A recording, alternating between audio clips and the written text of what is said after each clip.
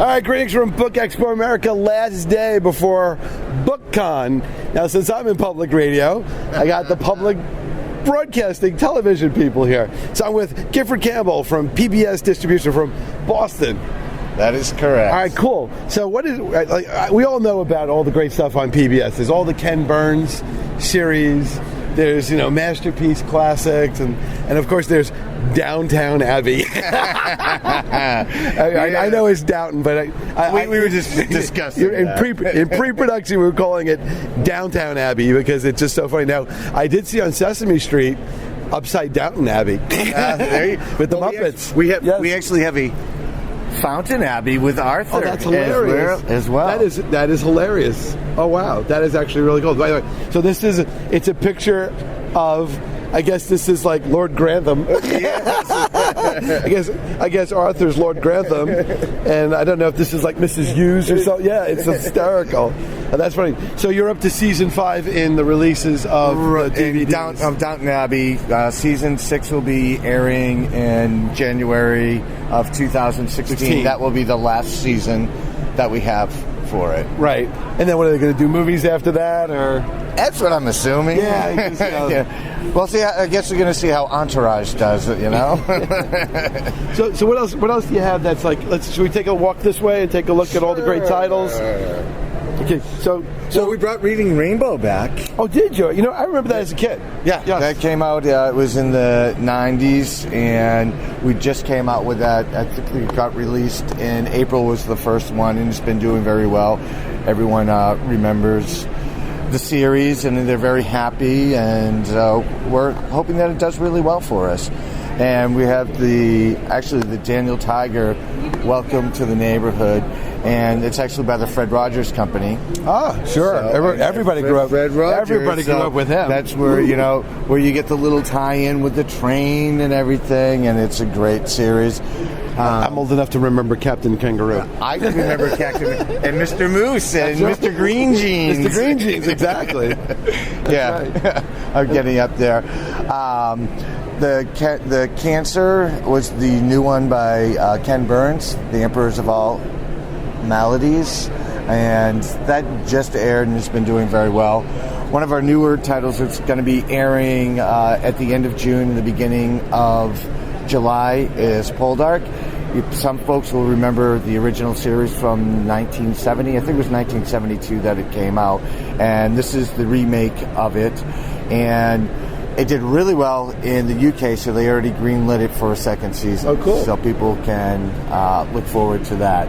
Okay. And coming up, also, we have Crimson Field, which is a World War I documentary set kind of like MASH in World War Older I. man. Yeah, Hawkeye's grandfather. Yeah, there you go. But not a comedy either. And then big fall premiere is going to be Indian Summers, and I believe that has a 10 footprint. And then we still have other titles too, like The Almighty Johnsons, which actually, it was weird. It aired on Sci-Fi. And it's about Norse gods. Oh, wow. And it's from New Zealand. Fortitude, which was actually on, I'm trying to think, on Pivot TV. And people are like, Pivot TV? Yeah, that's what I said too. So, but yeah, it's just great. Wolf Hall, it's got phenomenal reviews. Tell you a great story. I see here, Wuthering Heights. When I probably was in high school, I had to do a book report on Wuthering Heights, and I never really read the book.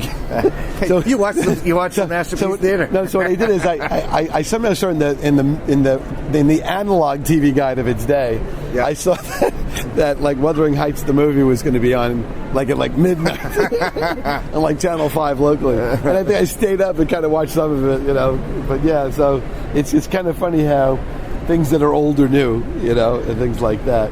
Right. What are the more popular things, and what are the surprises amongst what are the hidden gems? The hidden gems, there. What are the hidden gems? It depends on the Poisoner's Handbook, which was actually based off a book, and it came out, and we didn't know how well it would do, but it actually has done really well in the cross market because of just beyond the book, but it also is very good for educators as well because it talks about forensics and chemistry and things like that.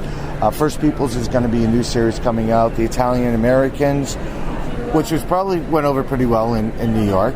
Oh, sure. Everything goes well in New York. That's it. Actually, the Shakespeare Uncovered, we came up with a second series on that, and it's famous actors talking how they work to describe themselves, to figure out how they want to portray the roles by other actors and things like that. So it's been really great. All right, cool. And why don't we end with the 60s? This seems like a fascinating. I don't believe I got a chance to see this, although I wanted to. I was actually there for some of this.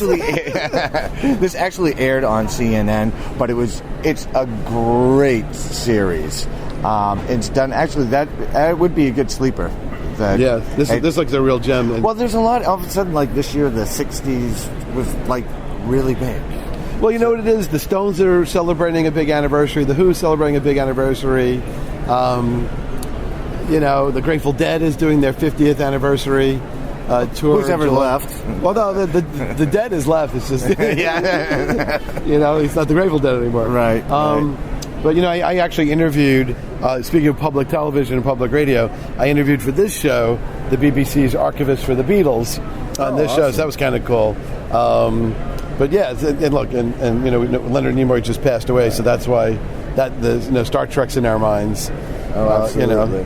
But with election season, there's always always references to Kennedy and things like that.